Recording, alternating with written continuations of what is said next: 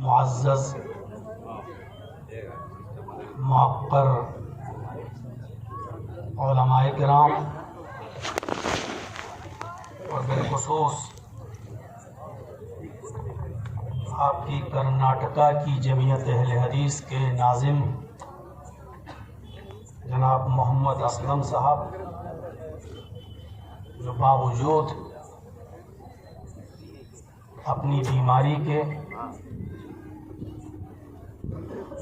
Sugar ہونے کے باوجود آپ تک پہنچے، جماعت کا درد ان کو یہاں کھینچ کر لایا،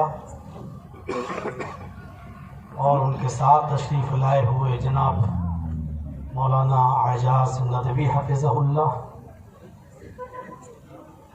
اور اسی طریقے سے بیجاپور سے یہاں تک میرے ساتھ تشریف لائے جناب مولانا عبدالماجد فہمی حفظہ اللہ، اور اس علاقے کے وہ تمام افراد اور احباب جماعت جو یہاں سے تشریف رکھتے ہیں یا قرب و جوار سے، اطراف و اکناف سے آئے ہوئے ہیں، معزز سامعین حضرات، پردہ نشین اسلامی خواتین، ماں اور بہنوں، قوم و ملت کے لائق بر نوجوانوں، مستقبل کے ہونہار عزیز بچوں،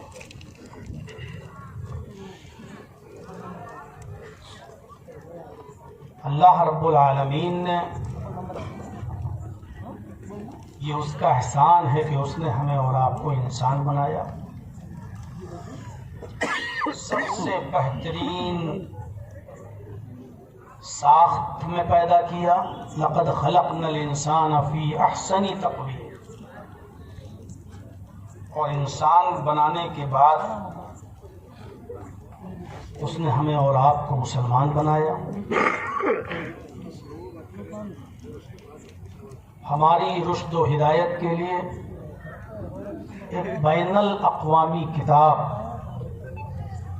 قرآن کریم کی شکل میں ہمیں اور آپ کو عطا فرمائی،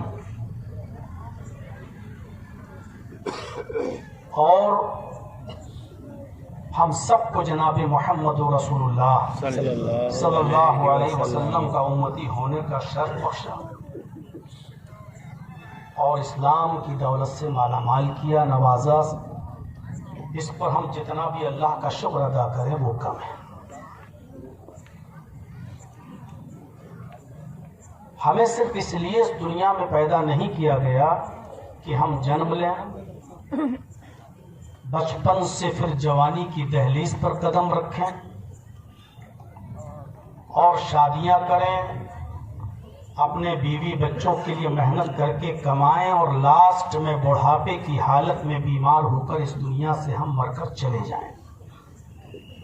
ہماری پیدائش کا یہ مقصد نہیں ہے۔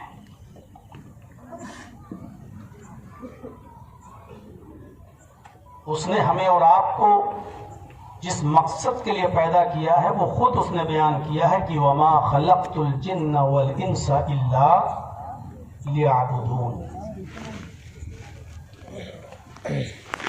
میں نے جنوں کو اور انسانوں کو اس دنیا میں جو پیدا کیا ہے، اس کی تخلیق کی ہے، اس کا مقصد یہ ہے کہ وہ صرف میری ہی عبادت کریں۔ اب عبادت کا مفہوم بڑا وسیع ہے۔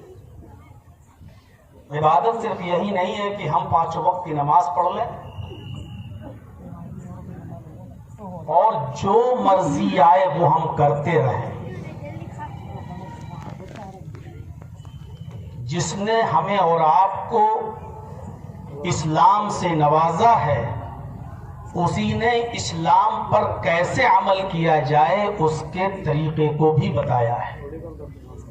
آپ جس کمپنی کی گاڑی خریدتے ہیں، 4 ویلر وغیرہ، تو وہ کمپنی گاڑی کے ساتھ ساتھ آپ کو ایک کتاب بھی دیتی ہے جس میں اس گاڑی کے पुर्जों के बारे में और उस गाड़ी की पूरी डिटेल के बारे में बताया जाता है कि आपको इस गेयर में चलाना है, ऐसे ब्रेक लगाना है, ये करना है, वो करना है। जब गाड़ी को उसके बनाने वाली कंपनी के उसूल और ज़ाब्ते के मुताबिक हम और आप चलाएंगे तो वो गाड़ी चलेगी, वरना वो नहीं चलती। हम एक्सीडेंट कर सकते हैं। उसी तरीके से जिसने हमें इस दुनिया के अंदर पैदा किया है, उसी ने हमें जिंदगी गुजारने के उसूल भी बताए।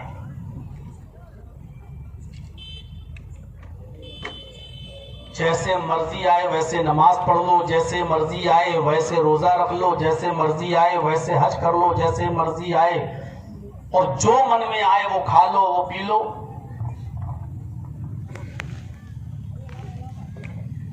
ये मकसद नहीं है।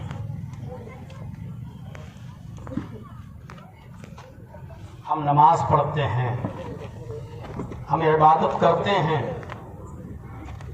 लेकिन आज उस इबादत की रूह से हम गाफिल हैं। कितनी भी आप इबादत कर लें, लेकिन उस इबादत की रूह है तकवा, खौफ खुदा। वो तकवा जब तक हमारी जिंदगी के अंदर पैदा नहीं होगा, हमारी इबादत भी अल्लाह के यहाँ कबूल नहीं होगी। सही बुखारी की रिवायत है, हजरत आयशा सिद्दीक़ा रज़ियल्लाहु तआला अन्हा ने फरमाया कि नबी अकरम सल्लल्लाहु अलैहि वसल्लम फरमाते हैं, हजरत आयशा कह रही है कि अल्लाह के नबी सल्लल्लाहु अलैहि वसल्लम ने फरमाया कि तुम्हारी कमर कमान की तरह झुक ही क्यों ना जाए, यानी तुम बुढ़ापे की दहलीज तक ही क्यों ना पहुंच जाओ। कमर कब झुकती है? जब आदमी बिल्कुल बूढ़ा हो जाता है, हड्डियां जवाब देने लगती हैं। इशारा है उस तरफ। तुम्हारी कमर कमान की तरह झुक ही क्यों ना जाए, यानी 80 साल और 90 साल की उम्र ही क्यों ना हो जाए तुम्हारी। अल्लाह रब्बुल आलमीन तुम्हारी इबादत को उस वक्त तक कबूल नहीं करेगा, तुम्हारे सर से ऊपर नहीं जाएगी तुम्हारी इबादत, जब तक कि तुम हराम चीजों को छोड़कर हलाल चीजों की तरफ नहीं आओगे। और हलाल अक्ल हलाल नहीं, यानी तकवा हमारी जिंदगी के अंदर नहीं आएगा, अक्ल हलाल नहीं खाओगे तब तक, हराम लुक़मा नहीं छोड़ोगे और हलाल लुक़मा नहीं अपनाओगे, तब तक अल्लाह रब्बुल आलमीन तुम्हारी इबादत को कबूल नहीं करेगा। अब गौर करिए, हर मुसलमान अपने गरीबान में झांके, तहज्जुद भी पढ़ते हैं, नमाज भी पढ़ते हैं, लेकिन वो अपनी माशी जिंदगी पर जरा नजर डालें। कुरान करीम की जो आयत करीमा मैंने आपके सामने खुतबे मसनूना के बाद पढ़ी, उस आयत करीमा को एक बार फिर पढ़ता हूं आपके सामने, उसको सुनिए और गौर कीजिए। या अय्युहल्लज़ीना आमनुत्तक़ुल्लाह वल तंजुर नफ्सुम मा क़द्दमत लिग़द। हाय मानो वालो, अल्लाह से डरो, पहले खौफ खुदा। आई ईमानो वालो तुम अल्लाह से डरो, वल तंजुर नफ्सुम मा क़द्दमत लिग़द, और हर नफ्स को, हर इंसान को गौर करना चाहिए, सोचना चाहिए कि कल कयामत के दिन के लिए उसने क्या भेजा है, क्या पेश किया है।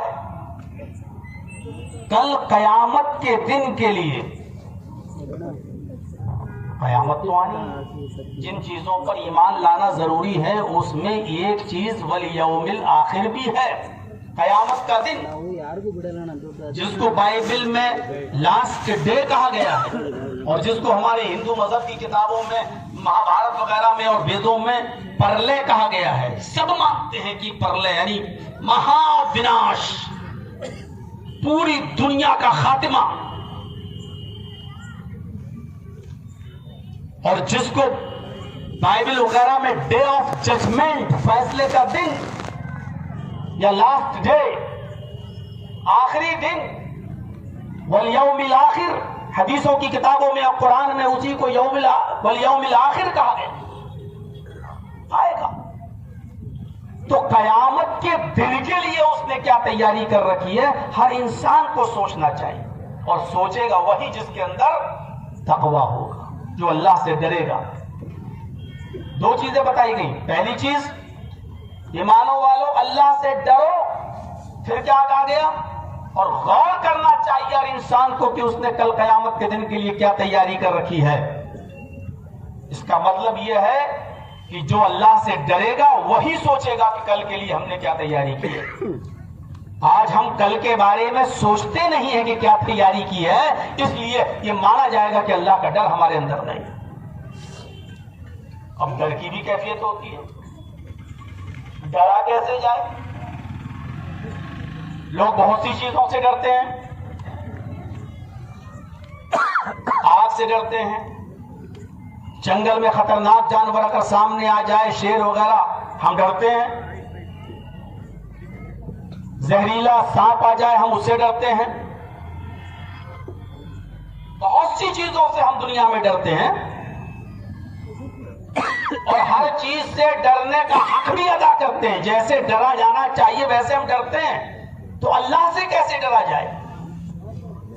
اس نے خود بتایا، یا ایھا الذین آمنوا اتقوا اللہ حق تقاتہ ولا تموتن الا وانتم مسلمون۔ ایمانوں والو تم اللہ سے ڈرو، یا ایھا الذین آمنوا اتقوا اللہ حق تقاتہ، ایمانوں والو تم اللہ سے ڈرو جیسا کہ اس سے ڈرنے کا حق ہے۔ آگ سے ڈرنے کا مطلب کیا ہے؟ اس سے کوئی ڈر کر کانپتا ہے؟ نہیں، اس میں اپنے آپ کو جھونکتا نہیں ہے، جمپ نہیں لگاتا ہے، یہ آگ سے ڈرنے کا حق ہے۔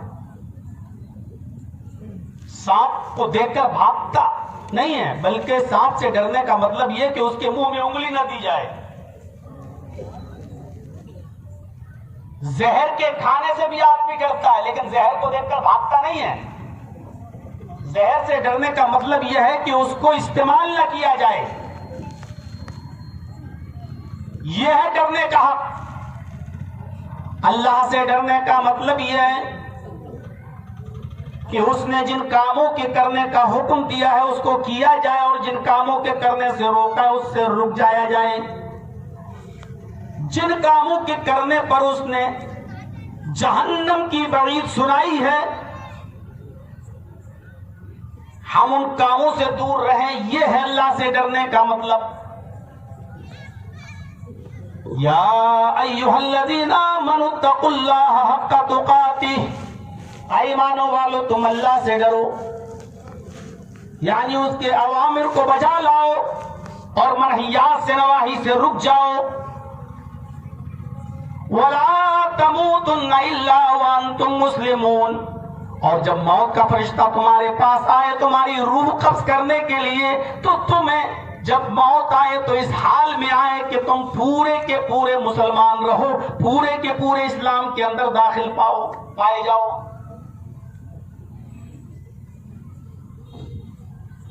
یہ ہے تقویٰ۔ تقویٰ ہماری بات چیت میں بھی ہونی چاہیے، ہماری گفتگو میں بھی ہونا چاہیے۔ یا ایھا الذین آمنوا اتقوا اللہ وقولوا قولا سدیدا یصلح لکم اعمالکم ویغفر لکم ذنوبکم۔ ایمانوں والو اللہ سے ڈرو، وقولوا قولا سدیدا، اور جو بات بھی تم کرو تو درست اور صحیح بات کرو۔ یہاں اللہ نے یہ نہیں کہا کہ سچ بولو، یہاں اللہ نے کہا درست بات کرو، قولا سدیدا۔ سدید تسدید السہم سے مشتق ہے، جیسے کمان سے تیر چھوڑا جاتا ہے تو وہ بالکل اپنے نشانے پر لگتا ہے اور سیدھا جاتا ہے، جہاں آپ لگانا چاہتے ہو نشانہ وہیں پر لگتا ہے۔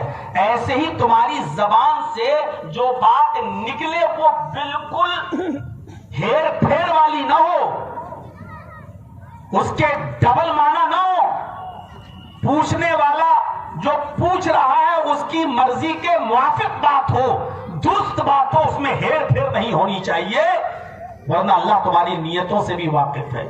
مثلا کوئی پوچھے جرجی صاحب کل آپ کہاں تھے، اور ہمیں بتانا نہیں ہے، کمپٹیشن کا زمانہ ہے، اگر میں بتا دوں گا تو یہ بھی وہیں سے بزنس کرنا شروع کر دے گا جہاں سے میں کر رہا ہوں۔ تو درست بات یہ ہے کہ میں صاف کہہ دوں کہ میں کل کہاں تھا، میں آپ کو نہیں بتا سکتا، یہ ہے درست بات۔ لیکن جرجی صاحب سوچ رہے ہیں نہیں ایسے تو ناراض ہو جائے گا، صاف صاف منع نہیں کروں، ایسی بات بولوں کہ اس کو برا بھی نہ لگے اور میرا مقصد بھی حل ہو جائے۔ صاحب کہاں تھے؟ میں نے کہہ دیا زمین کے اوپر آسمان کے نیچے۔ اب بات تو صحیح ہے، جھوٹ تو نہیں ہے، میں جہاں پر بھی تھا وہ زمین کے اوپر ہی تھا اور آسمان کے نیچے ہی تھا، تو اس میں جھوٹ تو نہیں ہے۔ لیکن جرجی صاحب جانتے ہیں کہ پوچھنے والا یہ نہیں پوچھنا چاہتا، اس کو تو معلوم ہی ہے کہ زمین کے اوپر تھے اور آسمان کے نیچے تھے۔ پوچھنے والا آپ کے مقام کو پوچھ رہا ہے، شہر کو پوچھ رہا ہے، محلے اور گاؤں کو جاننا چاہتا ہے کہ آپ کل کہاں تھے، اور آپ وہ نہیں بتانا چاہ رہے ہیں، لہذا یہ درست بات نہیں ہے جو آپ اس کو جواب دے رہے ہیں۔ جیسے ایک مولانا صاحب کو پولیس ڈھونڈ رہی تھی اور انہیں سے پوچھا کہ تم محمد سلیم کو جانتے ہو، اور ان کا نام سلیم، تو مولانا سلیم صاحب کو جانتے ہو؟ اب وہ 2 قدم ہٹ گئے، کہنے لگے پولیس والوں سے کیا پوچھا آپ نے؟ کہا مولانا سلیم صاحب کو جانتے ہو؟ کہ ہاں ابھی تو یہیں تھے۔ وہ 2 قدم جہاں سے ہٹے اسی زمین کی طرف اشارہ کر دیا، ہاں ہاں ابھی تو یہاں تھے۔ پولیس والوں کا دوڑو دوڑو یہیں کہیں بھاگا ہوگا، دیکھو پکڑ کے لاؤ کہاں ہے۔ بظاہر دیکھا جائے تو یہ جھوٹ نہیں ہے، لیکن آپ جو بات پولیس کو بتا رہے ہیں یہ درست بات نہیں ہے۔ قرآن نے درست بات کہنے کا کرنے کی بات کہی ہے، یا ایھا الذین آمنوا اتقوا اللہ، ایمان والو اللہ سے ڈرو، وقولوا قولا سدیدا، اور جو بات بھی کرو درست بات کرو، دائیں بائیں نہ ہو، ہیر پھیر نہ ہو، لاگ لپیٹ والی بات نہ ہو، پوچھنے والا جو پوچھ رہا ہے اس کی مرضی کے موافق بات ہو۔ اور جب تم اللہ سے ڈرو گے اور درست بات کرو گے تو اس کا فائدہ کیا ہوگا، اس کا انعام کیا ہوگا، اس کا رزلٹ کیا نکلے گا، اس کا نتیجہ کیا نکلے گا؟ یصلح لکم اعمالکم، اللہ تمہارے اعمال کی اصلاح کر دے گا۔ سچ بولنے کا فائدہ دیکھیے، درست بات کہنے کا، اور تقوی کا، خوف خدا کا فائدہ کیا ہے؟ یصلح لکم اعمالکم، اللہ تمہارے اعمال کی اصلاح کر دے گا، ویغفر لکم ذنوبکم، اور تمہارے گناہوں کو بخش دے گا۔ تقوی کا یہ سب سے بڑا فائدہ ہے کہ اللہ تقوی کے ذریعے اعمال کی اصلاح فرما دیتا ہے اور گناہوں کو معاف کر دیتا ہے۔ لیکن تقوی ہماری زندگی کے اندر ہونا چاہیے۔ تقوی کا ایک فائدہ یہ ہے کہ جو آدمی جتنا تقوی اپنے اندر پیدا کرے گا اس کو اتنی ہی بزرگی ملے گی، اس کو اتنی ہی عزت ملے گی۔ آپ دیکھ لیجئے، کوئی بہت بڑے عہدے پر فائز ہو جائے، ضروری نہیں ہے کہ اس کو عزت مل جائے، چند دن عزت ملے گی، اس کے بعد اتر جائے گی۔ لیکن جس کے اندر جتنا تقوی ہوگا اس کی بزرگی پائیدار ہوگی، مستحکم ہوگی۔ ان اکرمکم عند اللہ اتقاکم، تم میں سب سے بڑا بزرگ وہ ہے جو اللہ سے سب سے زیادہ ڈرتا ہے، تم میں سب سے زیادہ مکرم وہ ہے، باعزت وہ ہے جو اللہ سے سب سے زیادہ ڈرتا ہے۔ یا ایھا الناس انا خلقناکم من ذکر و انثی وجعلناکم شعوبا وقبائل لتعارفوا ان اکرمکم عند اللہ اتقاکم۔ ہے سمپورن جگت کی مانو ذاتی، ہے ساری دنیا کے انسانوں، مسلمانوں نہیں کہا، یا ایھا الناس، ہے ساری دنیا کے انسانوں، ہم نے تم کو ایک ہی مرد اور ایک ہی عورت سے پیدا کیا، تم ایک ہی پرش کی سنتان ہو، ایک ہی ماتا کے بیٹے ہو، ایک ہی پرم پتا کی سنتان ہو، تمہارا باپ ایک ہے آدم، تمہاری ماں ایک ہے حوا، تم سب آدم کے اور حوا کی اولاد ہو۔ اور پھر کیا کہا؟ وَجَعَلْنَاكُمْ شُعُوبًا وَقَبَائِلَ، ہم نے تمہارے شعبے بنا دیے، ہم نے تمہارے قبیلے بنا دیے، ذات برادریاں بنائیں، لیکن اس لیے نہیں کہ کوئی برادری والا دوسری برادری والے سے یہ کہے کہ میری برادری تم سے اونچی ہے، کوئی آدمی یہ کہے کہ میں تم سے اونچی قوم کا ہوں۔ حضرت بلال رضی اللہ تعالیٰ عنہ جب تشریف لایا کرتے تھے، حضرت عمر فاروق کھڑے ہو جایا کرتے تھے حضرت بلال کو دیکھ کر، اور اپنے سر کا عمامہ اتار کر زمین پر بچھا دیا کرتے تھے اور کہتے تھے سیدی اجلس، آئے میرے سردار یہاں آ کر بیٹھیے۔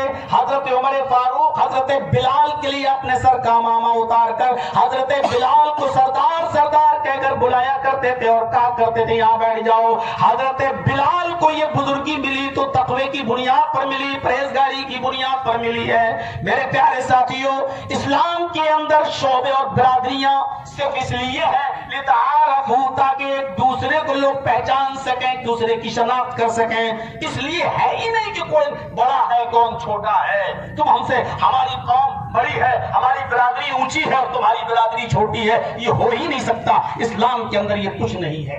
حضرت محمد رسول اللہ صلی اللہ علیہ وسلم نے حجۃ الوداع کے خطبے میں عام اعلان کرتے ہوئے فرمایا تھا کلکم من آدم وآدم من تراب لا فضل لعربی علی عجمی ولا لعجمی علی عربی، تم سب آدم کے بیٹے اور آدم مٹی سے پیدا کیے گئے تھے، لہذا کسی عرب کے رہنے والے کو عجم کے رہنے والے پر اور کسی عجم کے رہنے والے کو عرب کے رہنے والے پر، کسی گورے کو کالے پر اور کسی کالے کو گورے پر کوئی سرشتہ نہیں ہے، کوئی فوقیت نہیں ہے، الا بالتقوی، سوائے تقوی کے، الا بالتقوی، سوائے تقوی کے۔ اس تقوی کی بنیاد پر فضیلت ہے، لیکن ذات و برادری کی بنیاد پر نہیں۔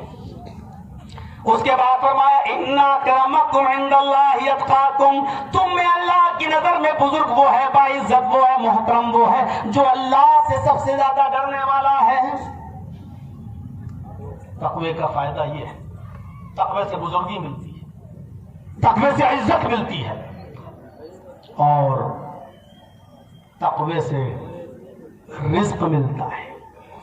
جو جتنا زیادہ متقی ہوگا، جتنا بڑا متقی ہوگا، اللہ رب العالمین اس کے لیے رزق کے دروازے اسی قدر کھول دے گا۔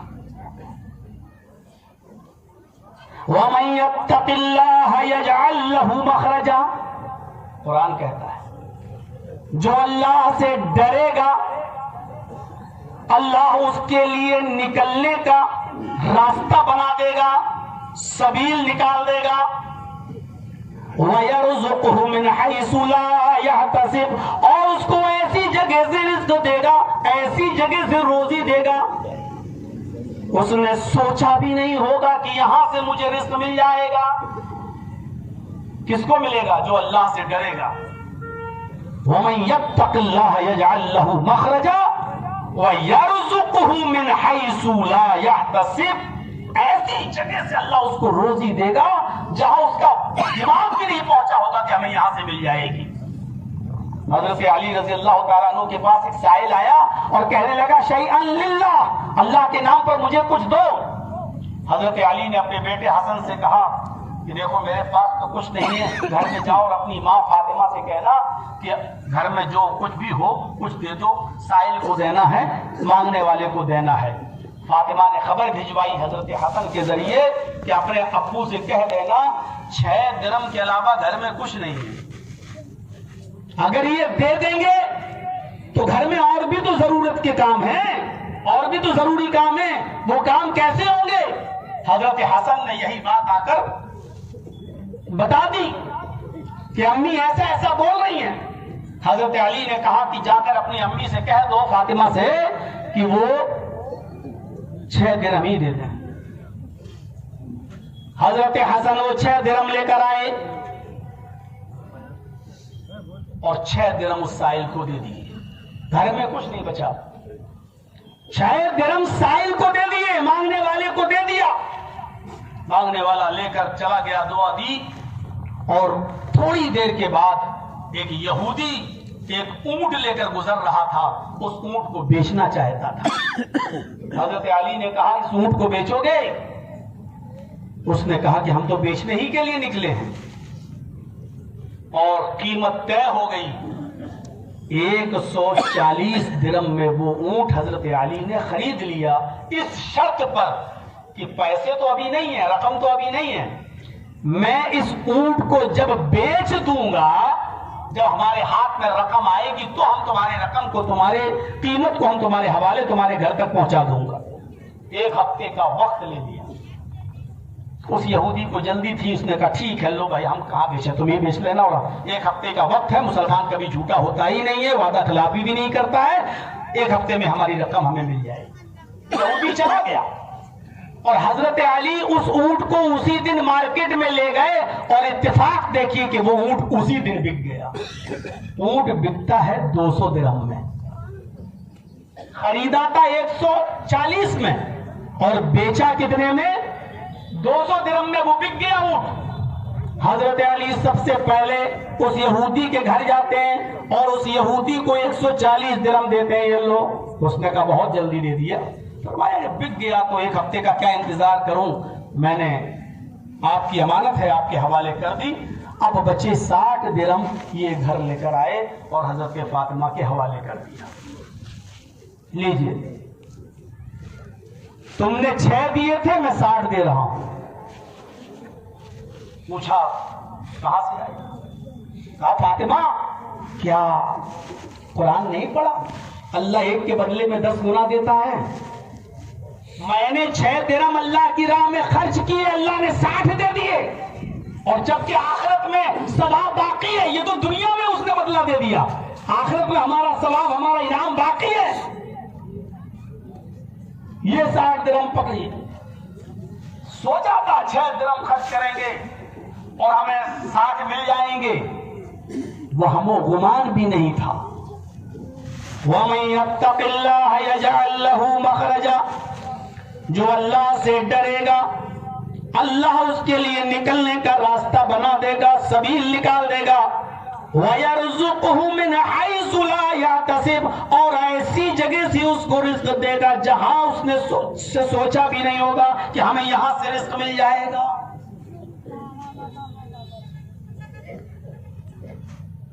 تقوی کا تعلق دل سے ہوتا ہے.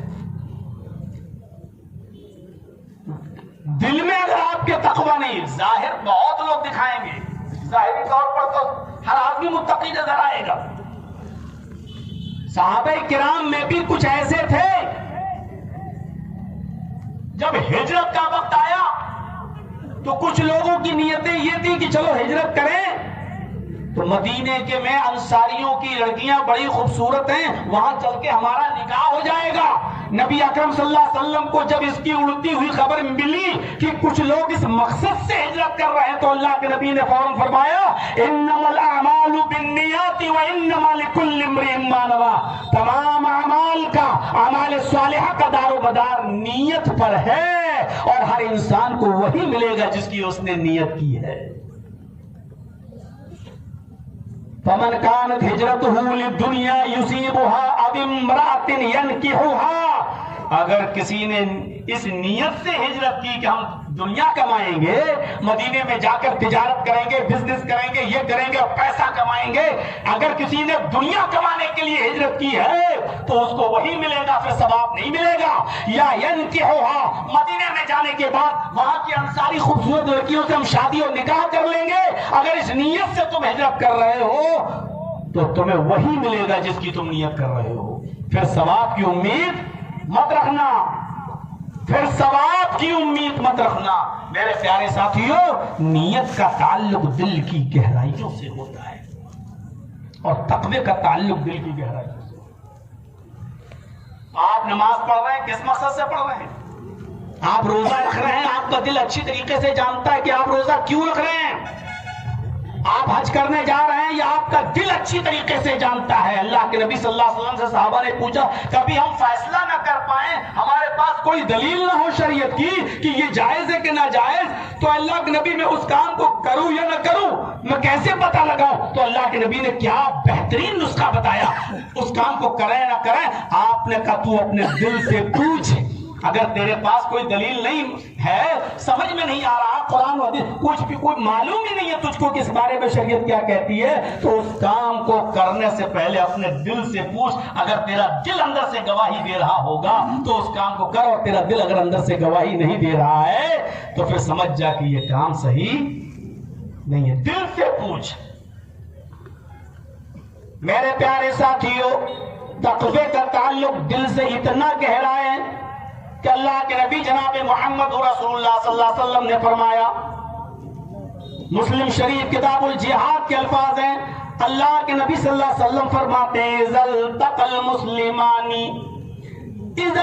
المسلمان بسيفيهما فالقاتل والمقتول في النار، هذا القاتل فما بال المقتول يا رسول الله؟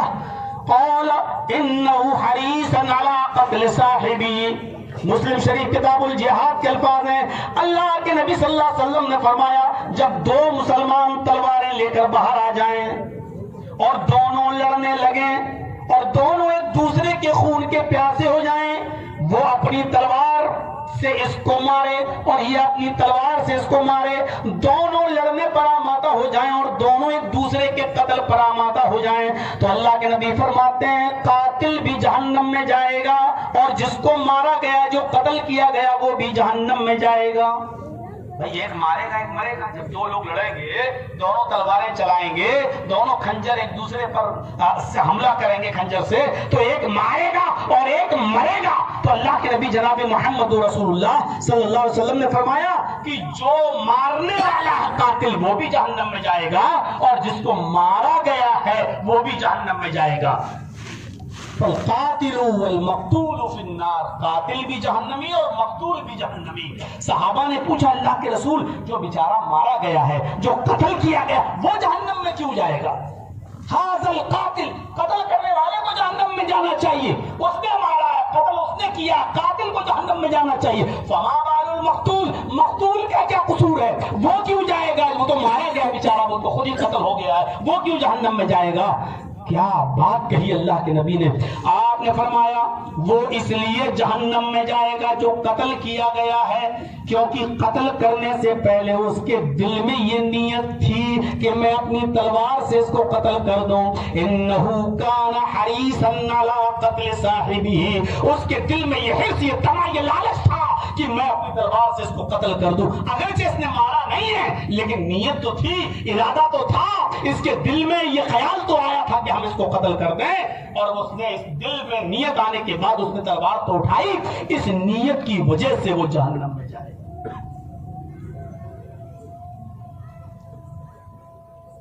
اب کراؤ بڑے بڑے جلسے،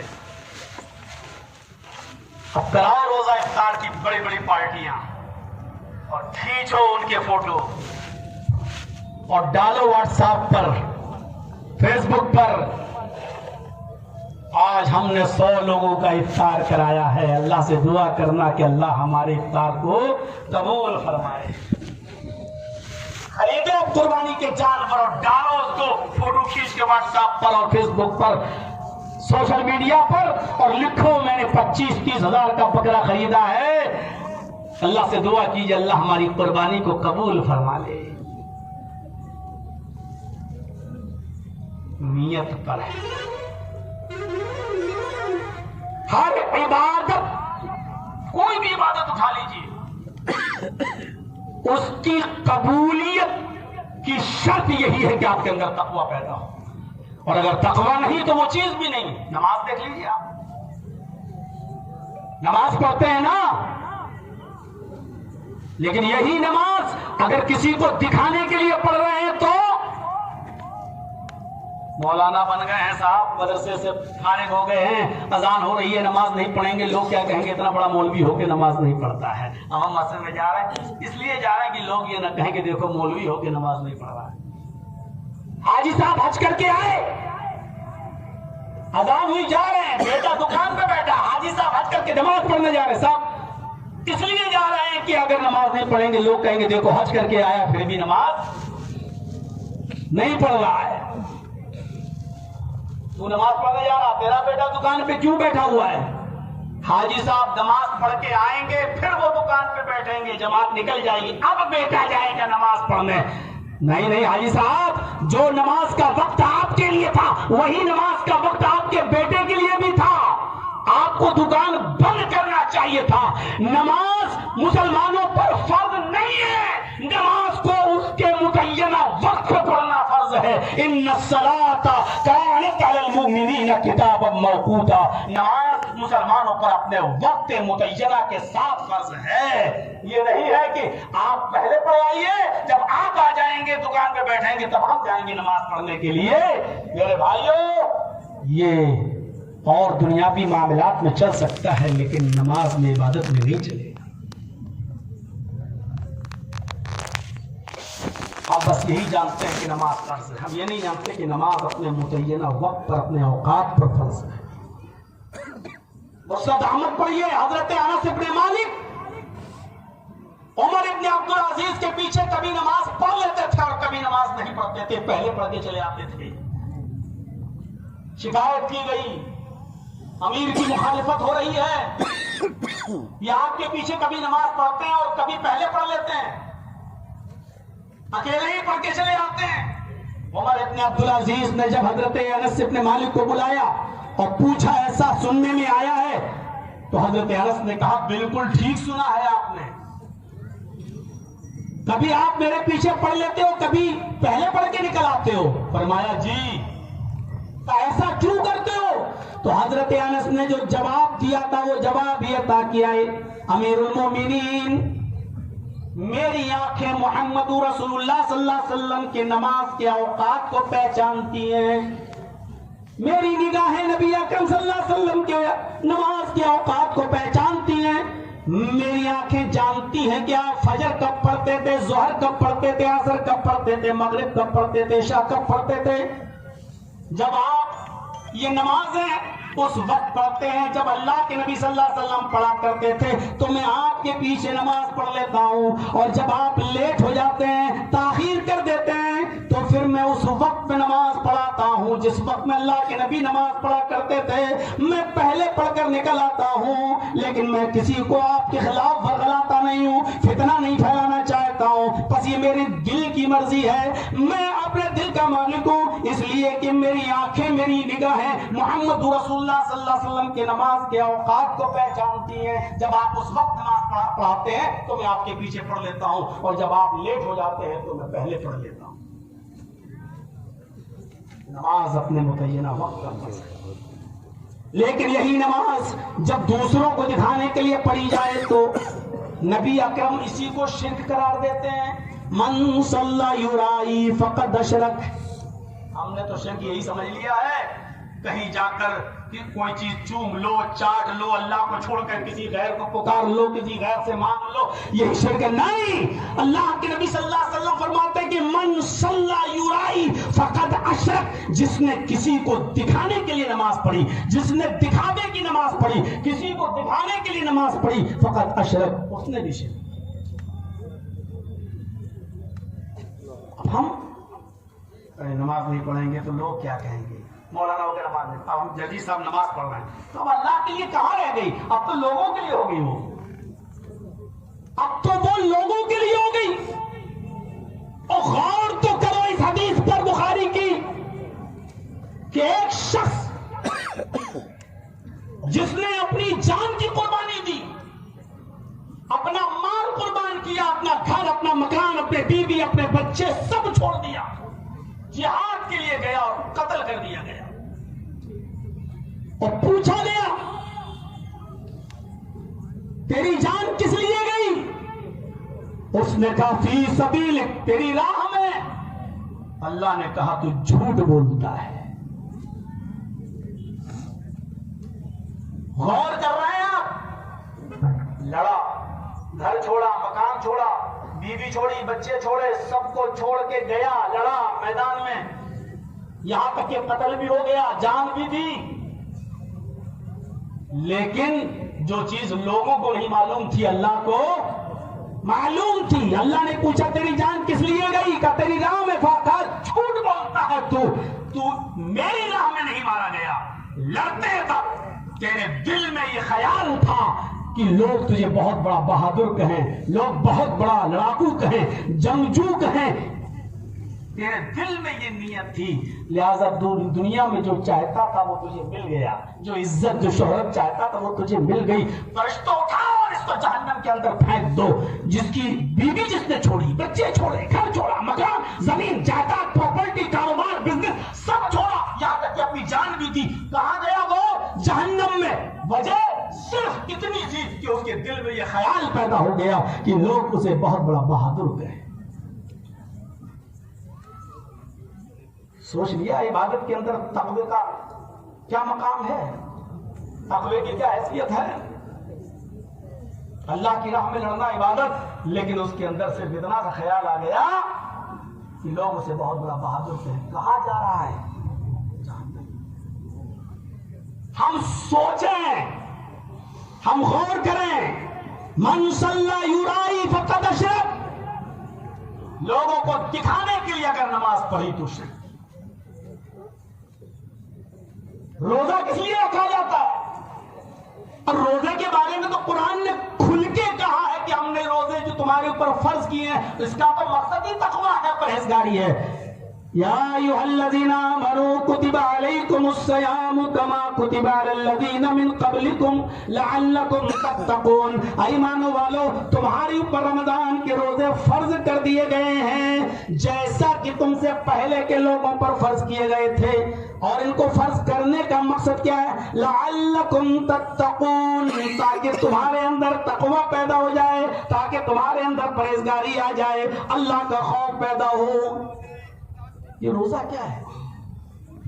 ایک آدمی کی بیوی میکے گئی ہے، بچے اسکول گئے ہیں، سحری کیا تھا، گھر میں اکیلا ہے، فریج کھولتا ہے، پانی رکھا ہے، روح افزا کی بوتل رکھی ہے، وہ چاہے تو شربت بنا کے پی سکتا ہے، فریج کھول سکتا ہے، کچھ کھا سکتا ہے. لیکن ان تمام چیزوں کو کھانے پینے سے اس شخص کو اگر کوئی چیز روکے ہوئے ہے تو وہ کیا ہے؟ سوچیں. بیوی نہیں دیکھ رہی ہے، مائکے گئی، بچے اسکول گئے، کوئی نہیں ہے گھر میں، دوست و احباب بھی نہیں. اب اس کو کون سی چیز کھانے پینے سے روک رہی ہے؟ آپ کہیں گے تقویٰ. خوفی تو ہے، یہی چیز تو اس کو روک رہی ہے. لیکن یہی وہ شخص ہے، اب کسی سے پوچھو کہ روزہ بڑی عبادت ہے کہ نماز، تو کہے گا کہ نماز. لیکن یہی وہ شخص ہے جو کھا نہیں رہا، پی نہیں رہا ہے، لیکن سحری کھا کر فوراً سو گیا اور فجر کی نماز میں بھی سحری کیا، لیٹ گیا، آنکھ لگ گئی، بیوی کہہ رہی ہے اذان ہو گئی، جاؤ نماز پڑھنا، چلے جائیں گے، پھر سو گیا. یعنی نماز اس کے اندر یہ تقویٰ پیدا نہیں کر سکی جو روزے نے پیدا کر دیا. اب بیوی نہیں دیکھ رہی لیکن کھا نہیں رہا، کوئی نہیں دیکھ رہا لیکن نہیں کھا رہا، نہیں پی رہا. کیوں؟ کیونکہ وہ خوف ہے، اس کے اندر ڈر رہا، اللہ کا ڈر ہے. اور اسی لیے اللہ کے نبی صلی اللہ علیہ وسلم نے فرمایا کہ قیامت کے دن اللہ روزے دار کو اپنے ہاتھ سے انعام دے گا. ایک معمولی عہدے دار جب اپنے ہاتھ سے انعام دیتا ہے تو ہم کتنے خوش ہوتے ہیں. آج چیف منسٹر انعام دے رہا ہے، پرائم منسٹر انعام دے رہا ہے، اتہاس میں ہسٹری میں ہمارا نام لکھا جائے گا.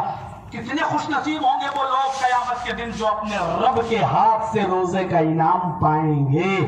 فَإِنَّهُ لِي وَأَنَا أَجْزِي بِهِ، میرے بندے نے روزہ میرے لیے رکھا اور میں ہی اس کو اپنے ہاتھ سے بدلہ دوں گا، انعام دوں گا. نماز کا انعام اللہ فرشتوں سے دلوائے گا، زکوٰۃ کا انعام فرشتوں سے دلوائے گا، حج کا انعام فرشتوں سے دلوائے گا.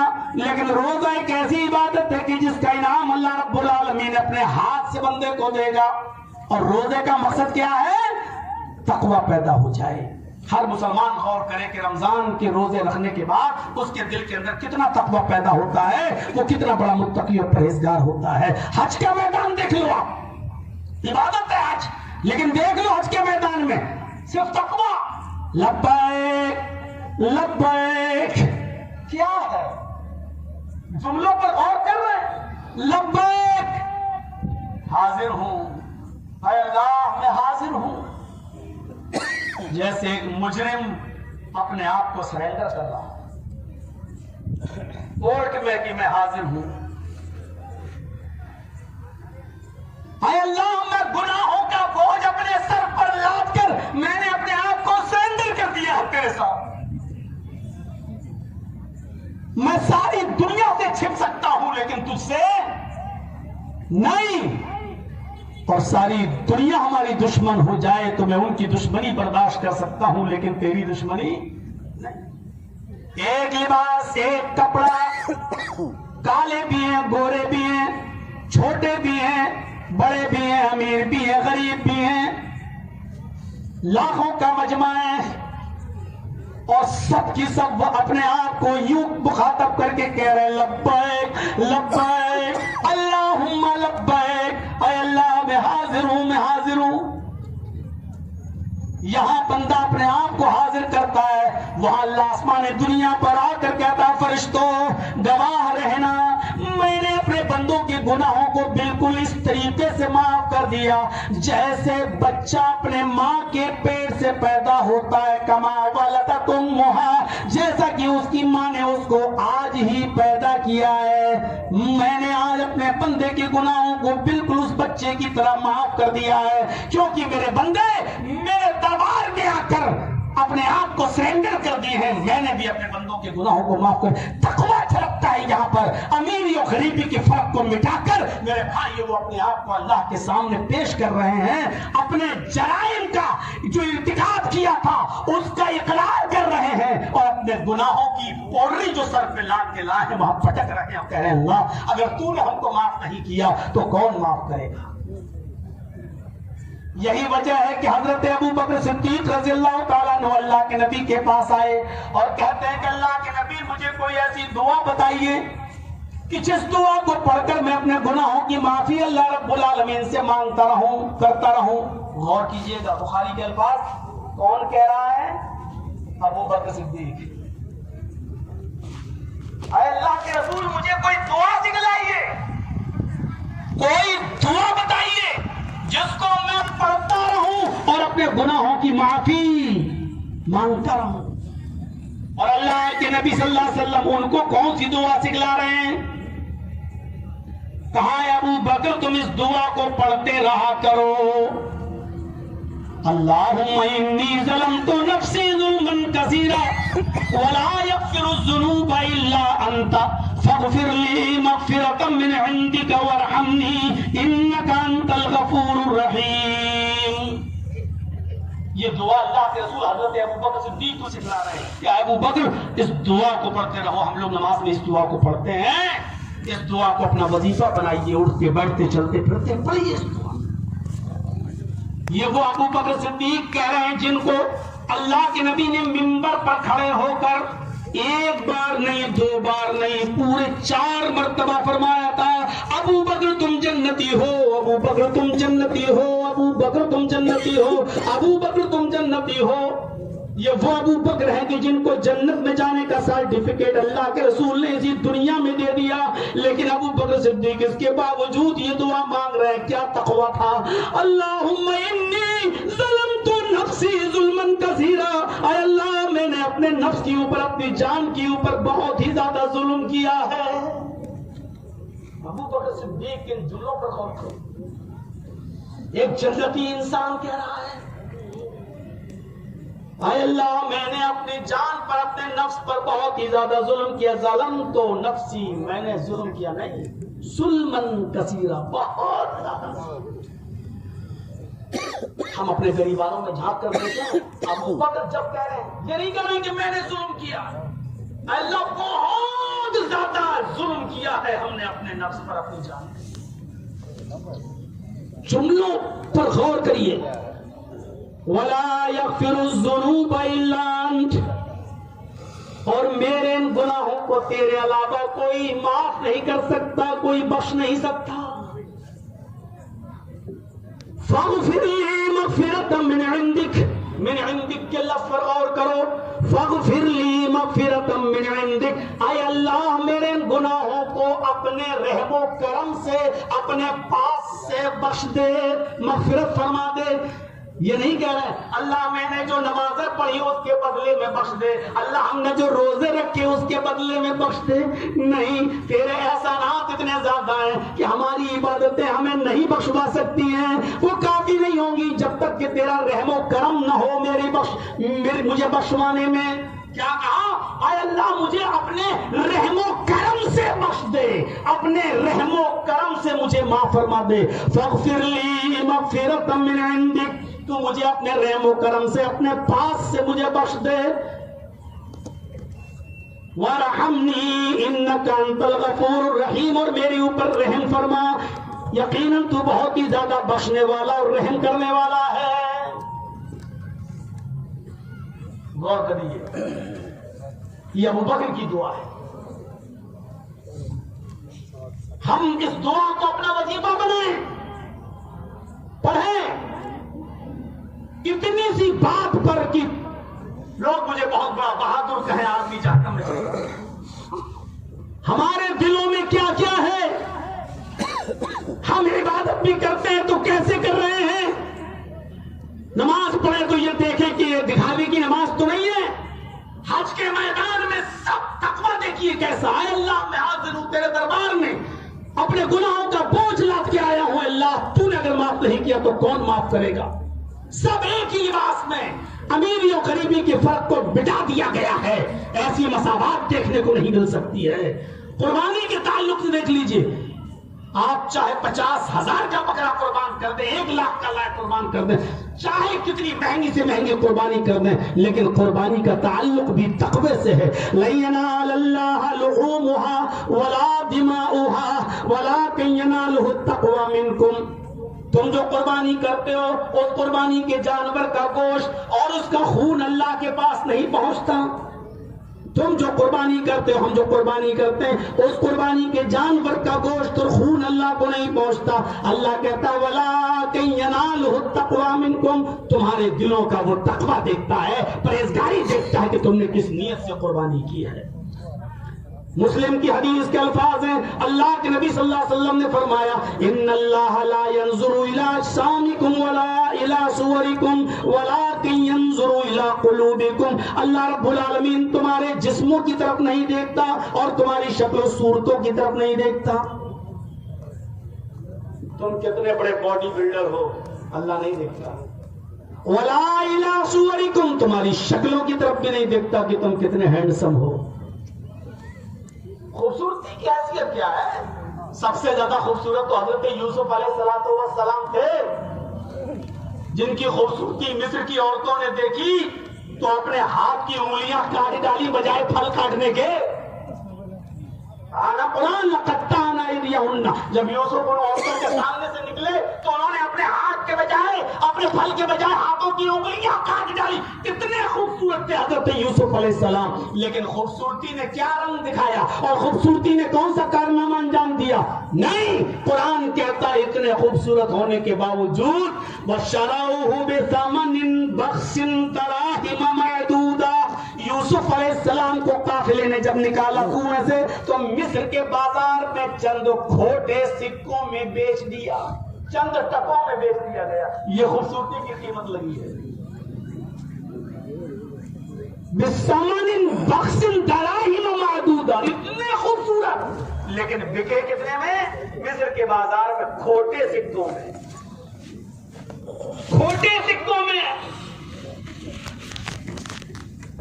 اللہ نہیں دیکھتا شکل و صورتیں، کتنے خوبصورت ہو، ہینڈسم ہو، جسم تمہارا کیسا ہے، کتنے بڑے باڈی بلڈر ہو، تمہارا ویٹ کتنا. نہیں، وَلَٰكِن يَنظُرُ إِلَىٰ قُلُوبِكُمْ، وہ تمہارے دلوں کی طرف دیکھتا ہے کہ تمہارے دلوں میں تقویٰ کتنا ہے. اللہ رب العالمین خود بھی ہمیں حکم دیتا ہے کہ اپنے آپ کو بھی، اپنے بھی بچاؤ اور اپنے اہل و عیال کو بھی بچاؤ. یا ایھا الذین آمنوا اتقوا اللہ یا ایھا الذین آمنوا قوا انفسکم واہلیکم نارا. ایمانوں والو اپنے آپ کو بھی جہنم سے بچاؤ اور اپنے اہل و عیال کو بھی جہنم سے بچاؤ. اور جہنم سے بچنے کا معیار بغیر تقوی کے ہو ہی نہیں سکتا تھا. یعنی جب تک ہم تقوی اپنی زندگی میں پیدا نہیں کریں گے ہم جہنم سے بچ ہی نہیں سکتے، بچ ہی نہیں سکتے. حضرت ابوبکر صدیق کی زندگی دیکھو، محمد رسول اللہ صلی اللہ علیہ وسلم کی زندگی دیکھو، تقوی سے بھری پڑی ہے. قوا انفسکم واہلیکم نارا. اپنے آپ کو بھی بچاؤ اور اپنے اہل و عیال کو بھی بچاؤ. اب سنیے بخاری کی روایت. اللہ کے نبی جناب محمد رسول اللہ صلی اللہ علیہ وسلم اپنی کسی بیوی غالباً ام سلمہ رضی اللہ تعالی عنہا تھی، انہی کے گود میں سر رکھ کر لیٹے ہوئے تھے اپنے حجرے میں. تقویٰ دیکھیے، اپنے حجرے میں اپنی بیوی ام سلمہ کی گود میں سر رکھ کر لیٹے ہوئے تھے اور آپ نے اپنی لونڈی کو آواز دی، اس کا نام لے کر اس کو پکارا، آواز دی. لونڈی حجرے کے باہر ہی بکری کے بچے کے ساتھ کھیل رہی تھی. اس نے آواز سنی لیکن کچھ نہیں بولی. نبی اکرم نے دوسری بار آواز دی، اس نے آواز کو سنا لیکن کچھ نہیں بولا.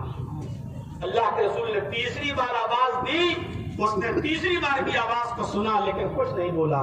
اللہ کے نبی نے کہا ام سلمہ جاؤ ذرا دیکھو تو کہاں چلی گئی ہے، مجھے کچھ کام ہے، اس کو بلاؤ تو کہاں چلی گئی، ہماری خادمہ ہے، لونڈی ہے، بلاؤ اس کو. حضرت ام سلمہ نے جیسے ہی حجرے کا دروازہ کھولا کیا دیکھتی ہیں کہ وہ تو باہر ہی بکری کے بچے کے ساتھ کھیل رہی ہے. پوچھا ام سلمہ نے کیا تیرے کانوں میں محمد رسول اللہ کی آواز نہیں آئی؟ اس نے کہا آئی، جھوٹ نہیں بولی. سنا آواز کو؟ کہا ہاں. پھر کیوں نہیں آئی؟ اس کا جواب نہیں تھا اس کے پاس. سر نیچے کر لیا، کہا جاؤ محمد رسول اللہ صلی اللہ علیہ وسلم تمہیں بلا رہے. اب وہ نبی اکرم کے پاس آئی.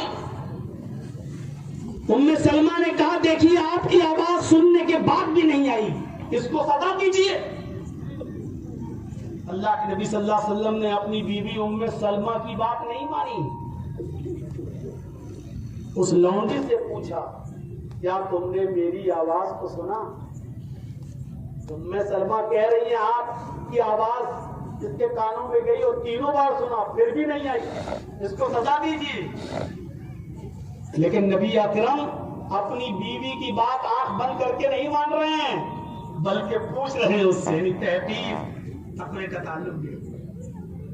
آج ججی صاحب نے آپ کے بارے میں ایسا کہہ دیا، اچھا ہو گئے آپ سے باہر. ارے کمینہ وہ اپنے گریبان میں جھانک کر دیکھے 900 چوہے کھا کے بلی چلی حج کو، اپنے آپ کو پارسا بنتا. آپ نے ایک برائی سنی اور 99 برائیاں مولانا جرجس میں نکال دی. آپ نے کوئی تحقیق نہیں کی، سوچا ہی نہیں. سلمان ابن یسار سے کسی نے کہا کہ فلاں آدمی تمہاری غیبت کرتا ہے، تمہارے بارے میں ایسا ایسا کہتا ہے، ایسا ایسا. تو انہوں نے کہا کہ اگر اس نے ایسا کہا، سلمان ابن یسار کیا کہتے ہیں، اگر اس نے ایسا کہا، اے اللہ اگر وہ برائی میرے اندر پائی جاتی ہے تو میں اس سے پناہ مانگتا ہوں اور میں اس کی توبہ تجھ سے کرتا ہوں کہ میرے اندر اگر یہ برائی پائی جاتی ہے تو دور فرما دے، اور اگر میرے اندر وہ برائی نہیں پائی جاتی ہے جو پیٹھ کے پیچھے کسی نے میرے بارے میں کہا ہے تو اے اللہ تو اس کو بخش دے، اے اللہ تو اس کو معاف فرما دے. آتے سے باہر نہیں ہوئے، کنٹرول آؤٹ آف کنٹرول نہیں ہوئے. اللہ کے نبی جناب محمد رسول اللہ صلی اللہ علیہ وسلم نے کہا کیا تم نے میری آواز سنی؟ اس لونڈی نے کہا ہاں. کہا دوسری بار میں نے پکارا تب بھی تم نے سنا؟ اس نے کہا ہاں. تیسری بار بھی میں نے آواز دی، وہ بھی تم نے سنا؟ اس نے کہا ہاں۔ اللہ کے نبی صلی اللہ علیہ وسلم نے فرمایا پھر تم میرے پاس کیوں نہیں آئی؟ اس کا جواب اس کے پاس نہیں تھا، اس نے پھر سر نیچے کر دیا۔ بخاری کے الفاظ، اللہ کے نبی صلی اللہ علیہ وسلم کے کان میں مسواک لگی ہوئی تھی۔ نماز کا وقت ہوتا ہے، آپ مسواک نکال لیتے ہیں، مسواک کر لیتے ہیں، اور اس کے بعد مسواک کو پھر کان میں لگایا اور نماز پڑھنے چلے جاتے ہیں۔ مسواک آپ کے کان میں لگی رہتی تھی، تو اللہ کے نبی نے اپنے کان سے مسواک نکالا۔ اب سوچیے مسواک کتنی بڑی نہیں ہوگی، اس مسواک کو اٹھا کر اس لونڈی کو مارنا چاہا، ایسے مسواک ایسے کیا اور اس سے قریب لائے کہ اس کی پیٹھ پر یا اس کے کاندھے پر اس مسواک کو مارے۔ جیسے ہی اس مسواک کو تانا اور اس کے کاندھے تک لائے، لیکن وہی روک لیا اور مسواک اس کے کاندھے پر یا پیٹھ پر نہیں ماری اور اس کو اپنے کان میں لگا لیا۔ ام سلمہ نے کہا اللہ کے نبی ایسے آپ چھوڑنے لگے تو یہ سر پہ چڑھ جائے گی، آج ایسا کر رہی ہے، کل اور بھی کوئی بڑا کام ہوگا پھر بھی نہیں کرے گی، آپ اس کو سزا دیجئے۔ آپ نے اس کو مارا کیوں نہیں، سزا کیوں نہیں دی؟ تو اللہ کے نبی جناب محمد رسول اللہ نے فرمایا ام سلمہ میں نے اس مسواک کو نکالا اور میں نے چاہا، میرا دل نے کہا کہ اس مسواک سے اس کو سزا دوں۔ جیسی وہ مسواک میں نے اس کو مارنے کے لیے اٹھائی اور اس کی پیٹھ تک لے گیا، میرے دل میں یہ خیال آیا کہ کہیں میری یہ ضرب، میرا یہ مارنا اس کی غلطی سے زیادہ نہ ہو جائے، اس نے اتنی بڑی غلطی نہ کی ہو، میری سزا اس کی غلطی سے زیادہ نہ ہو جائے۔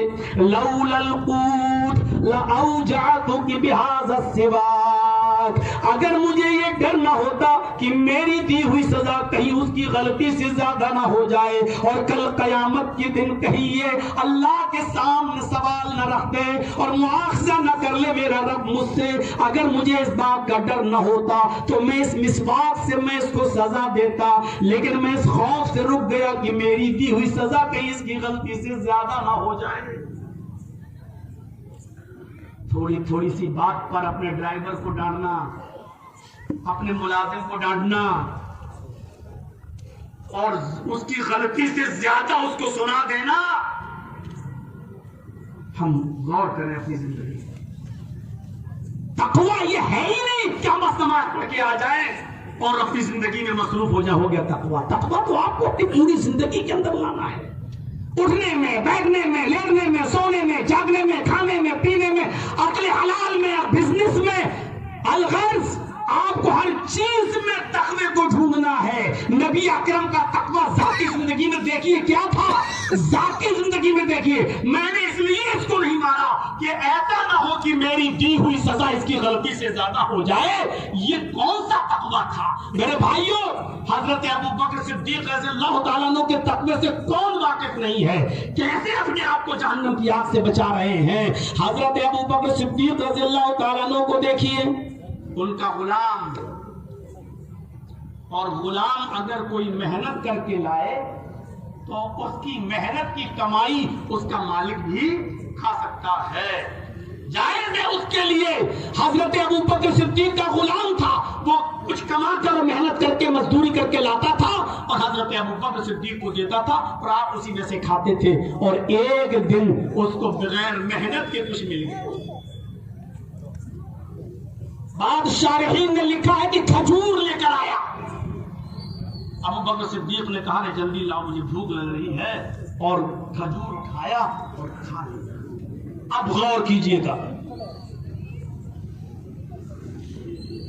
اپنے کاروبار پر نظر ڈالیے گا، اپنی روزی روٹی پہ نظر ڈالیے گا، اپنے بزنس پہ نظر ڈالیے گا، اپنی کمائی پر نظر ڈالیے گا اور اپنے کھانے پینے کی چیزوں پر نظر ڈالیے گا۔ ایک کھجور اٹھایا اور کھا لیا، غلام ہنسنے لگا اور کہتا ہے آپ روزانہ پوچھتے تھے کہاں سے لائے ہو، اور جب تک میں بتا نہیں دیتا تھا اور آپ کو یقین نہیں ہو جاتا تھا کہ یہ حلال ہے تب تک آپ نہیں کھاتے تھے، آج تو پوچھا ہی نہیں۔ ابوبکر صدیق نے جواب دیا کہ تم روزانہ محنت کر کے لاتے تھے، آج بھی محنت ہی کر کے لائے ہوں گے۔ اس نے کہا آقا اتفاق سے آج ہی میں نے محنت نہیں کی ہے. لقد تکہنت، میں نے کسی سے کہانت گڑھی تھی، یعنی جھوٹی الٹی سیدھی بات کہی تھی. حافظ احمد ابن حجر نے فتح الباری میں لکھا کہ وہ کہانت یہ تھی کہ اس شخص نے، غلام نے کسی آدمی کی بیوی کو دیکھا کہ اس کے پیٹ میں حمل ہے، تو پیٹ دیکھ کر اس نے کہا بھابھی کو بیٹا ہوگا. اس نے پوچھا دوست نے، تم کیسے کہہ سکتے ہو اتنے یقین کے ساتھ؟ کہا میں پیٹ دیکھ کے بتا دیتا ہوں لڑکا ہے کہ لڑکی، میں تو بہت پہنچا ہوا ہوں، ایکسپرٹ ہوں میں اس معاملے میں، مجھے معلوم ہے دیکھ لینا لڑکا ہوگا. کہا میرے آقا نے ابو بکر سے، آج اس کو لڑکا ہی ہوا ہے. میں نے 1.5-2 مہینے پہلے کہا تھا آج اس کو لڑکا ہوا ہے. اس نے مارے خوشی میں مجھے یہ چیز دی تھی. آج میں نے محنت نہیں کی، مل گیا تو میں لے آیا، اور آج آپ نے وہی کھا لیا جو میں لے کے آیا. ابو بکر صدیق نے کہا کہ ماں کے پیٹ میں لڑکا ہے یا لڑکی، اس کا علم تو صرف اللہ کو ہے، پھر تو نے کیسے کہہ دیا؟ اس نے کہا میں نے کہا تھوڑی تھا، میں نے تو اندھیرے میں تیر چلایا تھا اور نشانے پہ لگ گیا. میں نے تو ہوا میں لاٹھی ماری تھی اور وہ نشانے پہ لگ گئی. میں نے تو ایسے ہی جھوٹ موٹ کہا تھا. ابو بکر صدیق نے کہا یہ تو حرام ہے. کہا بھئی آپ سوچتے ہو حرام حلال، آپ سوچو. کہا جاؤ جی بالماء، پانی لے کر آؤ. غلام سے پانی منگوایا. حضرت ابو بکر صدیق نے پورا پانی پیٹ بھر کے پیا اور پھر اپنی 3 انگلیاں حلق میں ڈالی کر کے، اور پھر نکالا، تھوڑا سا کھجور نکلا، پھر پانی پیا، پھر حلق میں انگلی ڈالی، پھر طے کیا، پھر تھوڑا سا نکلا. اس وقت تک حلق میں پانی ڈالتے گئے اور حلق میں انگلی ڈال کر طے کرتے گئے جب تک کہ یقین نہیں ہو گیا جتنا کھجور کھایا تھا وہ سارا کا سارا نکل گیا ہوگا. تب تک رکے نہیں اور اس کے بعد کہا جو حرام کا ایک لقمہ کھاتا ہے اللہ رب العالمین اس کے دل پر ایک سیاہ نقطہ بٹھا دیتا ہے. اگر وہ توبہ کر لیتا ہے تو اللہ اس کے اس نقطے کو مٹا دیتا ہے، اور اگر توبہ نہیں کرتا تو اللہ اس نقطے کو بڑھاتا رہتا ہے، اس کالے رنگ کو بڑھاتا رہتا ہے، یہاں تک کہ وہ سیاہ نقطہ پورے دل کو کالا کر دیتا ہے. اور جب انسان کا پورا دل کالا ہو جاتا ہے تو پھر اس کے اندر سے یہ سوچ اور سمجھنے کی صلاحیت بھی ختم ہو جاتی ہے کہ یہ رزق ہمارے پاس حلال ہے یا حرام، کہاں سے آ رہا ہے. اس کو اس چیز کی فکر ہی نہیں ہوتی ہے. آنے دو، جیسے بھی آ رہا آنے دو. میرے بھائیوں، آج وہی کنڈیشن آج ہماری ہو چکی ہے. ہم نماز تو پڑھتے ہیں، روزے تو رکھتے ہیں، لیکن کاروبار کے سلسلے میں اور اس کے حلال کے سلسلے میں نہیں سوچتے. جہاں سے بھی آ رہی ہے آنے دو، جیسے بھی آ رہا ہے آنے دو. آج ہمیں اس چیز کی فکر نہیں ہوتی ہے.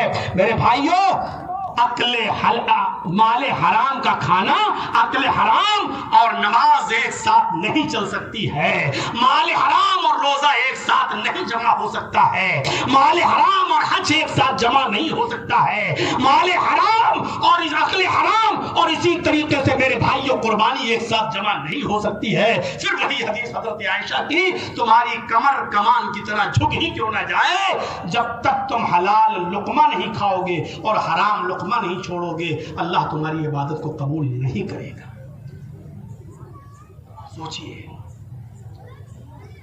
کیا ہے یہ، اپنے آپ کو کس طریقے سے ایک بار کھایا تھا، وہ بھی دھوکے سے کھا لیا تھا. اور جبکہ سب معلوم ہے کہ دھوکے سے، بھول چوک سے اگر کھا لیا جائے تو وہ معاف ہے. اللہ تعالیٰ نے، اللہ کے نبی فرماتے ہیں کہ اللہ نے میری امت سے بھول اور چوک اور نسیان کو معاف کر دیا ہے. الخطا والنسیان ان اللہ یرفع عن هذه الامه الخطا والنسیان. اللہ نے بھول چوک معاف اور یہ سب چیزیں معاف کر رکھی ہیں امت سے، اپنے بندوں سے، لیکن اس کے باوجود پانی پی رہے اور قے کر رہے ہیں. کیا یہ لمحہ فکریہ نہیں ہے؟ اس واقعے کو کیا ہم صرف سنانے کے لیے بیان کر رہے ہیں، سن لیجیے اور چلے جائیے؟ کیا یہ واقعہ ہمارے اندر ہمیں سوچنے اور غور کرنے کی طرف ہمیں مائل نہیں کر رہا ہے، ہمیں پریشر نہیں کر رہا ہے کہ ہم غور کریں کہ ہماری زندگی میں ہمارا کھانا کیسا ہے، ہمارا لباس کیسا ہے؟ ایک لباس، ایک قمیص ہم نے خریدی، 10 درہم کی, 9 درہم تو حلال کے ہیں, 9 درہم تو حلال کے ہیں, اور 1 درہم حرام کا نہیں شک کا ہے. ملا لیا اسی میں, پتہ نہیں یہ حلال ہے کہ حرام, پتہ نہیں کہاں سے آیا. ارے چل یار 9 تو ہے ہمارے پاس, یہ تو میں نے رکشہ چلا کے مزدوری کر کے کمایا ہے, 10 روپے کی قمیص مل رہی ہے, 9 درہم حلال کے اور 1 درہم ہمارے پاس کہیں سے آ گیا, پتہ نہیں وہ کہاں سے آیا ہے. شک کا درہم, شک کا, حلال بھی ہو سکتا ہے حرام بھی ہو سکتا ہے, شک کا وہ ہم نے اس میں ملا لیا. اللہ کے نبی فرماتے ہیں 10 درہم کے اندر اگر آپ نے قمیص پہن لی, لائے اور خرید لائے اور پہن لی, جب تک وہ آپ کے جسم پر رہے گی آپ کی ایک بھی عبادت اللہ کے ہاں قبول نہیں ہوگی. شک کا, ہم حرام کی بات ہی نہیں کر رہے, حرام تو بالکل واضح ہے. شک والا درہم ہم نے ملا دیا تو نماز قبول نہیں ہو رہی ہے, مال حرام ہم نے ملا دیا ہو تو عبادتیں کہاں سے قبول ہوں. ایک مسافر سفر کی حالت میں ہوتا ہے, بڑا گندا حال ہے, سفر میں نماز کا وقت ہو جاتا ہے, چہرے پر گرد و غبار لگا ہوا ہے, مسجد میں داخل ہوتا ہے, وضو بناتا ہے, نماز پڑھتا ہے, پھر اپنے دونوں ہاتھوں کو بلند کرتا ہے, یا ربی یا ربی, اے اللہ مجھے یہ دے دے, مجھے یہ دے دے, مجھے یہ دے دے. وہ اللہ سے دعا کرتا ہے, اللہ مجھے یہ دے, اللہ مجھے یہ دے. اوپر سے آواز آتی ہے, مطعمہ حرام ومشربہ حرام وملبسہ حرام وغذی بالحرام فأنی یستجاب لذلک. میرے بندے تو مجھ سے مانگ رہا ہے, میں تجھے دینا چاہتا ہوں, لیکن تو جو کھا کے آیا ہے وہ حرام کا, جو لباس پہن کے آیا وہ حرام کا, جو پی کر آیا وہ حرام کا, تیرے جسم میں جو خون دوڑ رہا ہے وہ مال حرام کھا کر بنا ہے. فأنی یستجاب لذلک. میرے بندے میں تیری دعا کو قبول کروں تو کہاں سے کروں. ان اللہ طیب ویقبل طیب. اللہ پاک ہے اور پاکی چیز کو پسند کرتا ہے, اللہ پاک ہے, ناپاک چیز کو پسند نہیں کرتا. اللہ کہہ رہا میں دینا چاہتا ہوں, لیکن تیرا کھانا حرام کا, تیرا پانی پینا حرام کا, تیرا لباس حرام کا, تیرے جسم میں خون دوڑ رہا ہے وہ حرام کا. ہم دعا سنے تو کیسے سنے تیری, تجھے دے تو کہاں سے دیں اور کیسے دیں. غور کر رہے ہیں آپ, اپنے آپ کو بھی جہنم سے بچاؤ. اس زمانے کے عبداللہ ابن دینار کے ساتھ حضرت عمر فاروق ایک جنگل کا سفر کر رہے ہیں. چلو آج ذرا سیر و تفریح کر کے آتے ہیں, تھوڑا سا تفریح بھی ضروری ہے. سیرو فی الارض, زمین میں ٹہل کے دیکھو میری قدرت کی نشانیاں ملیں گی. گئے جنگل میں, بھوک لگ رہی ہے, کہتے ہیں چلو اسی جنگل کے اندر پکنک کی جائے. کسی سے بکری ادری خریدتے ہیں اور یہیں پر ذبح کر کے بناتے ہیں اور کھاتے ہیں. ایک چرواہے کو دیکھا جو اپنے مالک کی بکریاں چرا رہا تھا, حضرت عمر نے اس کو آواز دی, وہ پہچانتا نہیں تھا کہ حضرت عمر, بلایا ادھر آؤ. وہ چرواہا آیا, کہا یہ بکریاں کس کی ہیں, کہا میرے مالک کی. کبعنی شاطن, ایک بکری مجھے بیچ دو. اس نے کہا میں نہیں بیچ سکتا, میری ہے ہی نہیں, جب میں ان کا مالک نہیں تو بیچ کیسے سکتا ہوں. حضرت عمر نے اس کا امتحان لیا, تمہاری نہیں ہے تو کیا ہوا, تمہارے مالک کی تو ایک بیچ دو, پیسہ تم رکھ لینا, جو قیمت مانگو گے وہ میں تمہیں دے دوں گا, تم رکھ لینا. کہا کہ مالک کو کیا جواب دوں. پوچھے گا ایک بکری کہاں گئی, تو حضرت عمر نے اس سے کہا کہ کہہ دینا اپنے مالک سے کہ ایک بکری بھیڑیا کھا گیا ہے, میں تمہیں کھال بھی اتار کے دے دوں گا, اس میں خون بھی لگا دینا اور جا کر دکھا دینا اپنے مالک کو, دیکھو بھیڑیا کھا گیا ایک بکری کو. وہ چرواہا اتنا سنتا ہے, اس کو معلوم نہیں کہ یہ کون ہستی ہے, وہ نہیں جانتا.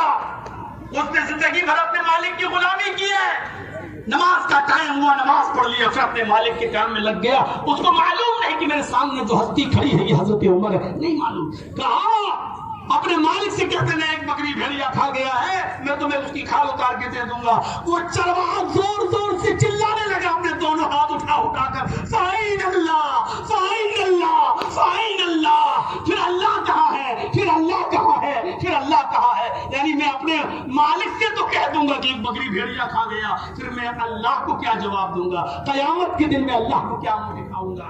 اے اپنے اپنے پڑوسیوں کی زمینوں کو کھا جانے والوں، ظلم و ستم کرنے والوں، بے ایمانی میں اور مال حرام میں صرف یہی چیزیں شامل نہیں ہے جو شخص اپنی بہنوں کا حق مار کے کھایا ہوا ہے، اپنی وراثت میں سے اپنی بہنوں کو نہیں دیتا ہے، وہ بھی خائن ہے اور وہ بھی چور ہے، اور جو اپنی بیٹی کو شادی میں جہیز دے کر نپٹا دیتا ہے اور اپنی زمین و جائیداد میں اپنی بیٹی کو وارث نہیں بناتا ہے، ان کو نہیں دیتا ہے، وہ بھی بے ایمان اور چور اور ڈاکو ہے۔ میرے بھائیوں، یہ لوگ قیامت کے دن بچیں گے نہیں۔ اپنی بہن اور اپنی بیٹی کو محروم کر کے ان کا حق مار کے کھا جانے والوں، کس منہ سے اللہ کے دربار میں جاؤ گے اور کون سا چہرہ اللہ رب العالمین کے سامنے پیش کرو گے؟ ایک چھوٹا سا چرواہا جنگل میں بکریاں چرانے والا زور زور سے چیخ رہا اور کہہ رہا ہے فائن اللہ، فائن اللہ۔ پھر اللہ کہاں ہے؟ پھر اللہ کہاں ہے؟ میں اللہ کو کیا منہ دکھاؤں گا؟ حضرت عمر فاروق کی آنکھوں میں آنسو آ گئے۔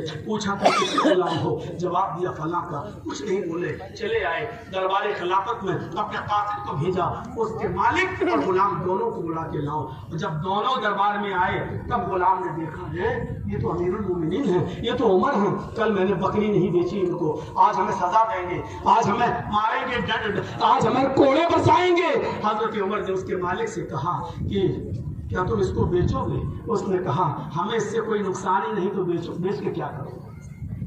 فرمایا کہ اس آدمی کو بیچ دو، مجھے دے دو، اور اس کی قیمت جو بھی ہے اس سے زیادہ تمہیں دی جائے گی، تم جو مانگو گے تمہیں دیا جائے گا۔ اس نے منہ مانگی، قیمت مانگی، حضرت عمر نے اس کو خرید لیا اور خرید کر اس کو آزاد کرتے ہوئے کہہ دیا کہ آئے غلام، اس کلمے نے فائن اللہ، اللہ کے اس جد والے بھرے ہوئے جملے نے تجھے دنیا میں تو آزادی دے دی، دنیا میں تو تجھے غلامی سے آزادی دلا دی، اسی طریقے سے اللہ سے ڈرتے رہے تو یہی کلمہ، یہی جملہ قیامت کے دن جہنم سے بھی تمہیں آزادی دلا۔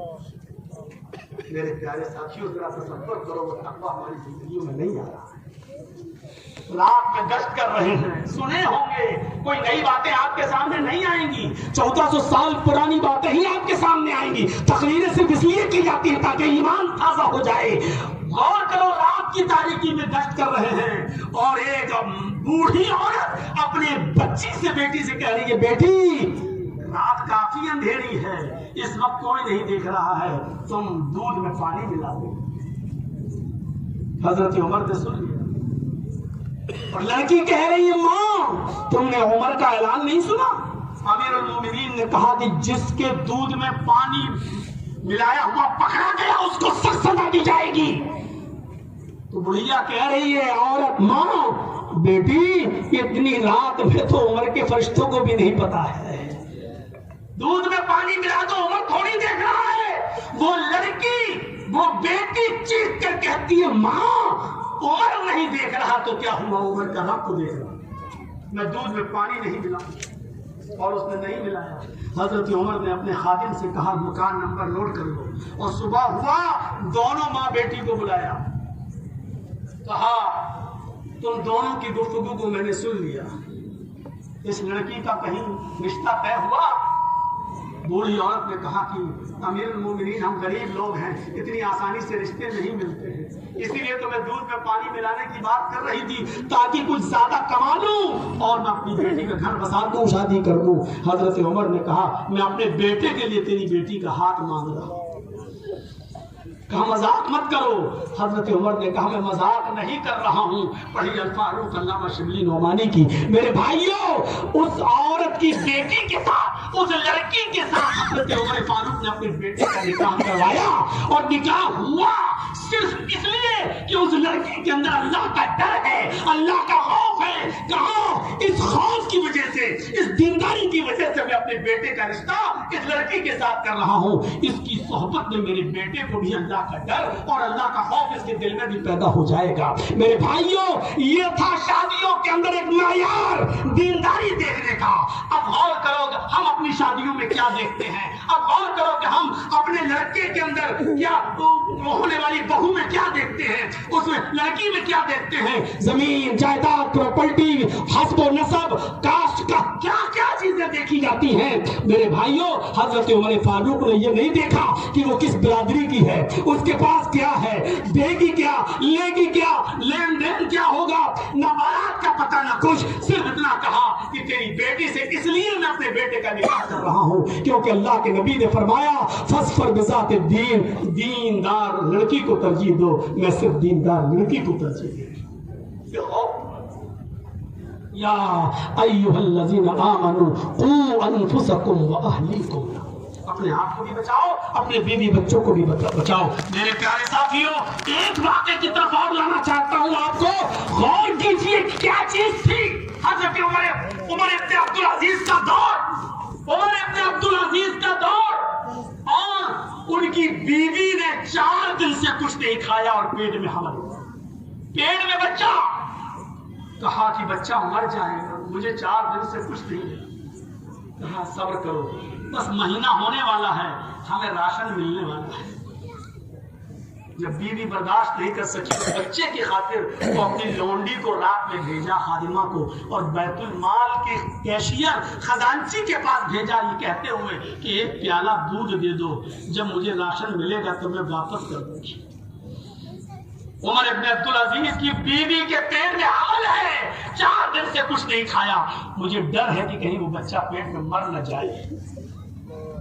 کیشیئر نے فوراً دودھ کا پیالہ دے دیا، بھرا ہوا پیالہ، رات کی تاریکی میں، اندھیرے میں، کپڑے سے ڈھانپتی ہوئی اپنی اوڑھنی سے جب لونڈی دروازے کے اندر انٹر ہوتی ہے تو اس کی نظر کنویں پر پڑتی ہے، دروازے کے اس سائڈ میں کنواں ہے، اور کنویں سے پانی نکال کر حضرت عمر ابن عبدالعزیز وضو بنا رہے ہیں، تہجد کی نماز پڑھنے کے لیے اٹھے۔ انہوں نے دروازے کو کھلتے ہوئے دیکھا تو پیچھے مڑ کر دیکھا کہ ہماری لونڈی ہے، اوڑھنی کے اندر کچھ چھپائے ہوئے ہے، وضو چھوڑ کے آئے اور کہا کہ تم کہاں گئی تھی؟ اس نے کہا بیت المال۔ کہا کس لیے؟ نہیں بتانا چاہتی تھی۔ عمر ابن عبدالعزیز نے دیکھا، وہ آگے بڑھی اور اپنی مالکن کو، ان کی بیوی کو دودھ کا پیالہ دے دیا۔ عمر ابن عبدالعزیز نے اپنی بیوی کے ہاتھ سے دودھ کا پیالہ چھین لیا، کہا میری بیوی پہلے اتنا بتاؤ کہ یہ دودھ کہاں سے آیا؟ کہا یہ دودھ بیت المال سے آیا۔ کہا میری بیوی بیت المال کے اندر یہ دودھ میری امانت تو نہیں ہے، یہ سارے مسلمانوں کی امانت ہے، جب تک سارے مسلمانوں سے مشورہ نہ کر لیا جائے اور ان سے اجازت نہ لے لی جائے تب تک یہ پیالہ دودھ تمہیں نہیں مل سکتا تھا، ادھار بھی نہیں مل سکتا تھا۔ کہا دیکھو میرے پیارے شوہر، اگر میں دودھ نہیں پیوں گی تو یہ بچہ مر جائے گا، 4 دن سے کچھ نہیں کھایا ہے، مجھے اپنے لیے نہیں، یہ امانت جو آپ کی میرے پیٹ میں پل رہی ہے، اس بچے کی زندگی کے لیے مجھے پیالہ دودھ پی لینے دیجیے۔ عمر ابن عبدالعزیز نے کہا بالکل نہیں میری بیوی، یہ اجازت تمہیں بالکل نہیں دی جائے گی، اور وہ دودھ کا پیالہ لے جا کر بیت المال میں جمع کرنے کے لیے جانے لگے۔ بیوی پیچھے سے دامن پکڑ کے کہتی ہے امیر المومنین آپ کو اللہ کا واسطہ اس بچے کی خاطر دے دیجیے، یہ مر جائے گا، اس کو کچھ نہیں ملے گا تو پیٹ میں یہ حمل ساقط ہو جائے، گر جائے گا، مر جائے گا بچہ۔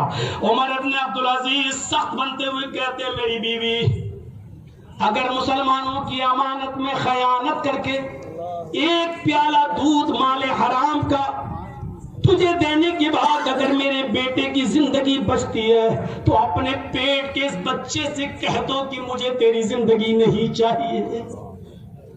اگر ایک پیالہ دودھ حرام کا پینے سے تیری زندگی بچتی ہے تو پیٹ کے اس بچے سے کہہ دو کہ مجھے تیری یہ زندگی نہیں چاہیے، مجھے تیری موت گوارا ہے، لیکن مسلمانوں کی امانت میں خیانت کر کے مال حرام کا ایک پیالہ دودھ پلانا گوارا نہیں ہے۔ عمر ابن عبدالعزیز اس دودھ کے پیالے کو لے گئے اور بیت المال میں جمع کیا اور کیشیئر سے کہا آئندہ اگر میری اجازت کے بغیر کبھی کسی کو کچھ بھی دینے کی کوشش کی تو سخت سے سخت سزا دی جائے گی۔